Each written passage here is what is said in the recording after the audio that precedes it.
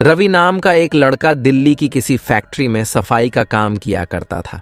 उसके घर से फैक्ट्री करीब 5 किलोमीटर दूर थी। वह हमेशा अपनी साइकिल से ही फैक्ट्री जाता था। रोज की ही तरह आज भी वो घर से फैक्ट्री के लिए निकला। उसे रास्ते में पड़ने वाले एक चौराहे पर एक लड़की दिखी जो उसे गुस्से में घूर रही थी।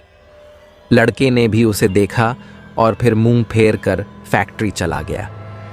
अगले दिन भी सुबह वो लड़की उसी जगह पर खड़ी थी और रवि को घूर रही थी। उसने पलटकर लड़की को नहीं देखा और सीधे अपने काम पर चला गया।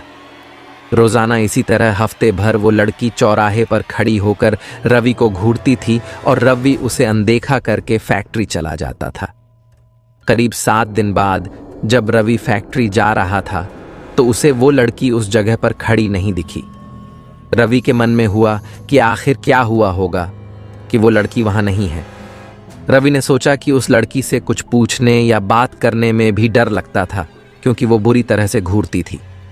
इन्हीं ख्यालों के साथ वो फैक्ट्री पहुंचा और साफ सफाई करके शाम को घर लौट गया। वो लड़की एक हफ्ते तक उस चौराहे पर नहीं दिखी। एक दिन जब शाम को वो लड़का घर पहुंचा तो उसे अपने बेड पर एक चिट्ठी दिखी।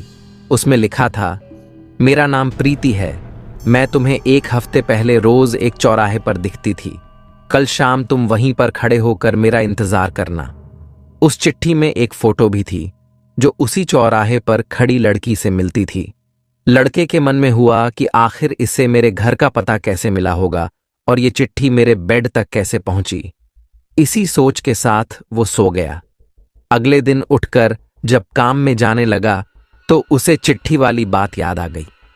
साइकिल से वो सुबह फैक्ट्री पहुंचा और दिन भर उसी लड़की के बारे में सोचता रहा।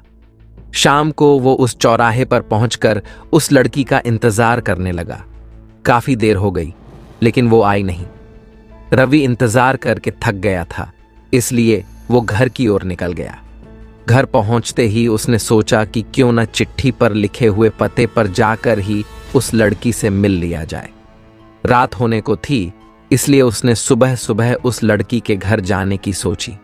सुबह होते ही जल्दी तैयार होकर रवि चिट्ठी पर लिखे पते पर पहुंच गया। वहां जाकर जब उसने घर की घंटी बजाई तो एक आदमी बाहर आया। उससे रवि ने कहा कि मुझे प्रीति से मिलना है। यह सुनते ही वह व्यक्ति चौंक गया। जवाब में उसने पूछा, क्या प्रीति से मिलना है? उसे मरे हुए तो 2 महीने हो गए हैं, तुम्हें अब उससे क्या काम? ये सुनते ही रवि के होश उड़ गए। डर के मारे शरीर कांपने लगा।